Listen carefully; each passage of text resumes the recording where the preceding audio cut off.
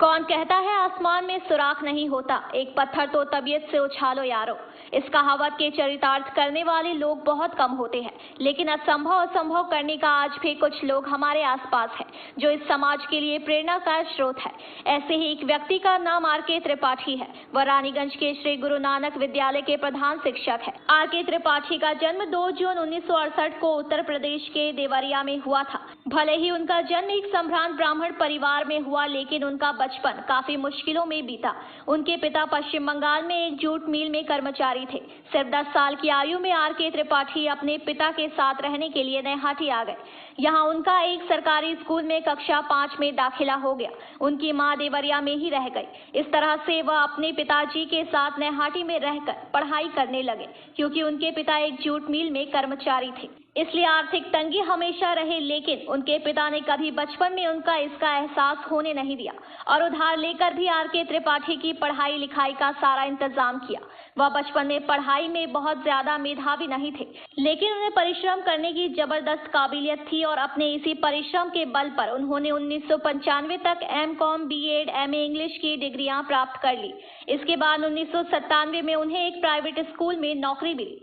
वह रोज लगभग 100 किलोमीटर की यात्रा कर नैहाटी कोलकाता और फिर कोलकाता से नैहाटी आना जाना करते थे।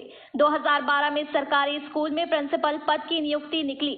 परीक्षा पास करने पर उनका चयन हो गया। उनको रानीगंज आना था, लेकिन उनके मन में इसे लेकर कश्मकश की स्थिति बनी हुई थी। शिक्षक के तौर पर वह इतने योग्य थे कि वहां पर कॉमर्स का ट्यूशन पढ़ने के लिए उनके पास छात्रों की लाइन लगी रहती थी, जिससे उनकी आय काफी अच्छी होती थी। लेकिन शायद ईश्वर को कुछ और ही मंजूर था, इसलिए वह रानीगंज आए और 2 सितंबर 2014 को उन्होंने गुरु नानक विद्यालय में प्रधान शिक्षक के तौर पर अपना पदभार संभाला। वह एक ऐसे स्कूल के प्रधान शिक्षक बने जिसका निर्माण 1963 में हुआ तो था, लेकिन सिर्फ 4 रूम बने थे और उन 4 रूम में कई हाई स्कूल चलता था। नीचे प्राइमरी स्कूल, पहले तल्ले पर सेकेंडरी और ऊपर गुरुद्वारा। शौचालय की भी सुविधा सही ढंग से नहीं थी। यहाँ तक कि मिड डे मील बनाने के लिए भी कोई जगह नहीं थी। खुले आसमान के नीचे मिड डे मील बनाना पड़ता था। बारिश के मौसम में तो स्थिति और भी भयावह हो जाती थी। मिड डे मील बनाने वालों को छाता लेकर मिड डे मील बनाना पड़ता था, लेकिन आर.के. त्रिपाठी भी बेहद जिद्दी किस्म के इंसान थे। एक बार जो चीज वह ठान लेते थे उसको पूरा कर कर ही मानते थे। जब उन्होंने स्कूल की ऐसी हालत देखी तो उन्होंने 7 दिन के अंदर स्कूल के लिए जमीन का बंदोबस्त करने के लिए हर तरह के एक अधिकारी के ऑफिस में गुहार लगाई। लोगों ने उनको काफी हतोत्साहित करने की कोशिश की और कहा इसमें कुछ नहीं होगा। सरकारी नौकरी मिली है तो अपना भविष्य संवारने के लिए उन्हें जी भर के कमाने पर ध्यान देना चाहिए। लेकिन उन्होंने किसी की एक न सुनी और वह स्कूल के भवन के निर्माण के पीछे लगे रहे। उन्होंने इसके लिए एसआई दफ्तर, डीआई दफ्तर के अलावा कभी आसनसोल नगर निगम तो कभी जिला शासक ऑफिस का भी चक्कर काटा। लोग उन पर हंसा करते थे, लेकिन वह अपनी धुन के पक्के बने रहे। ऐसे करते करते एक और आसनसोल नगर निगम द्वारा स्कूल बनाने के लिए जमीन उपलब्ध कराई गई और शिक्षा विभाग के 3 रूम बनाने का पैसा उपलब्ध करा दिया गया। वह हफ्ते में 2 दिन रानीगंज आने लगे और धीरे धीरे आसनसोल नगर निगम के सहयोग से 17 रूम का स्कूल बनाकर तैयार हो गया। विद्यालय को उच्च माध्यमिक का दर्जा भी मिला। उन्होंने अपने इस लंबे सफर में अपने परिवार के योगदान को भी याद। उन्होंने कहा कि रोजाना अपने काम के लिए उनको 400 किलोमीटर की यात्रा करनी पड़ती थी। उन्होंने कहा कि उनकी इस कामयाबी में उनकी पत्नी का अहम योगदान है, जिन्होंने उनके बच्चे की देखभाल की। उसी का नतीजा है कि आज उनकी बड़ी बेटी डॉक्टर है और दूसरी बेटी सीए की पढ़ाई कर रही है, फाइनल ईयर की छात्रा है। उन्होंने कहा कि जैसा ही कहा जाता है कि हर एक कामयाब पुरुष के पीछे एक औरत का हाथ होता है, उनकी पत्नी ने इस कहावत को सच्चा साबित किया है। यहाँ एक बात की गौरतलब है कि अगर आर.के. त्रिपाठी चाहते तो अपने राजनीतिक परिचय का फायदा उठाकर कोलकाता वापस जा सकते थे और अपने अपने परिवार के लिए एक आराम की जिंदगी चुन सकते थे, लेकिन उन्होंने ऐसा नहीं किया। उनके अंदर कुछ कर गुजरने की ऐसी इच्छा प्रबल थी कि उन्होंने 1963 में 4 कमरों में चल रहे एक हाई स्कूल को कायाकल्प कर दिया। उनका कहना है कि वह ईश्वर में विश्वास रखते हैं और यह मानकर चलते हैं कि यदि आपका इरादा नेक है और आपसे सच्चे मन के किसी लक्ष्य को प्राप्त करना चाहते हैं तो ईश्वर भी आपकी मदद करती है। उन्होंने कहा कि एक ऐसे समय 4 कमरों में चलने वाला रानीगंज गुरु नानक स्कूल आज रानीगंज में पढ़ाई हो या अनुशासन या परीक्षा में रिजल्ट, हर विभाग में पहल पर स्थान है। उन्होंने कहा कि एक समय 4 कमरों में चलने वाला रानीगंज गुरु नानक स्कूल आज रानीगंज में पढ़ाई हो या अनुशासन या परीक्षा में रिजल्ट हर विभाग पहले स्थान पर है। इस स्कूल को निर्मल विद्यालय का पुरस्कार भी मिल चुका है। हिंदी एकेडमी से पुरस्कार मिल चुका है और इस स्कूल के बच्चे खेल कूद में जिला और राज्य स्तर पर रानीगंज का नाम रोशन कर रहे हैं। उन्होंने अपनी जिंदगी की सारी उपलब्धियां का श्रेय अपने माता पिता और अपनी पत्नी, अपने बच्चे, रानीगंज के धरती के समाज के लोगों, पत्रकारों, सरकार, प्रशासन, सहयोगी, शिक्षक और आखिर में अपने कठिन परिश्रम को देते। मैं आरके त्रिपाठी, हेडमास्टर रानीगंज गुरु नानक विद्यालय। मैं लगभग 16 साल 10 महीना 23 दिन कलकत्ता में सर्विस करने के बाद 2 सितंबर 2014 को रानीगंज गुरु नानक विद्यालय ज्वाइन किया। मैं एक ऐसे स्कूल का हेडमास्टर बना जहां पर मात्र 4 रूम में एक सेकेंडरी स्कूल चल रहा था। नीचे प्राइमरी स्कूल, उसके ऊपर सेकेंडरी स्कूल, उसके ऊपर गुरुद्वारा।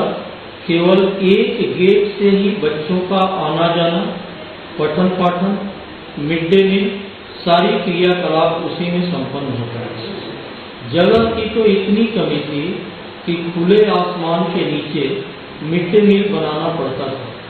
बगल में नाले का पानी बह रहा है और उसी के बगल में बच्चे बाध्य होकर के बैठ करके खाना खाते थे।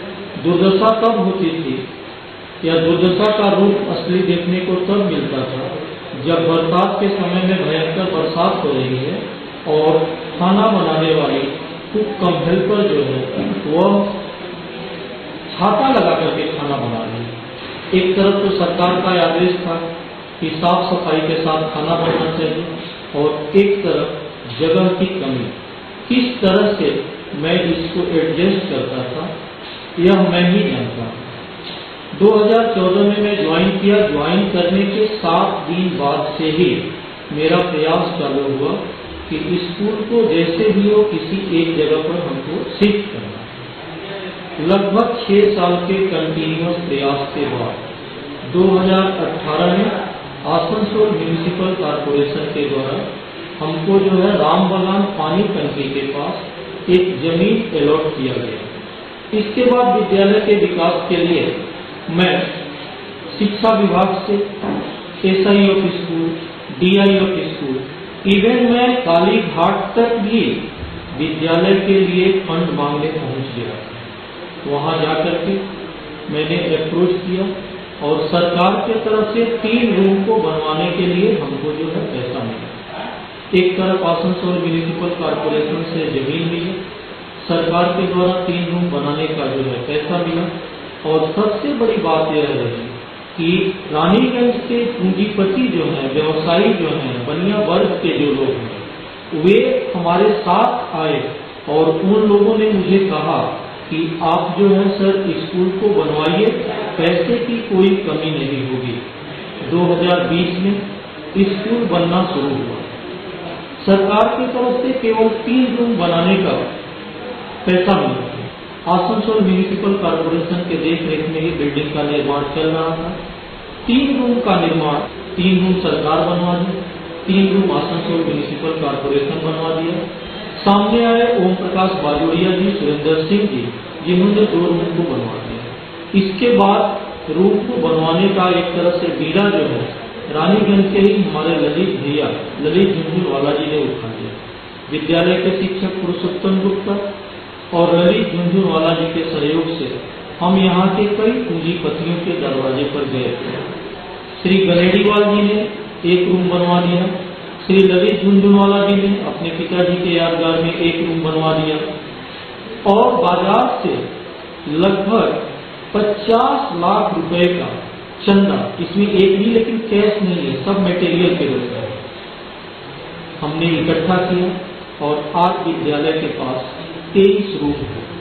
पिछले साल हमारे MLA साहब के अथक प्रयास से विद्यालय को उच्च माध्यमिक का दर्जा मिला। आज विद्यालय में हायर सेकेंडरी सेक्शन में लड़के और लड़कियां एक साथ बैठ करके पढ़ रहे हैं। मतलब इतना सहयोग करते हैं, इतना सहयोग करते हैं जिसकी हम कल्पना नहीं कर सकते। विद्यालय का नया एड्रेस चेंज हुआ, विद्यालय को उच्च माध्यमिक का दर्जा मिला।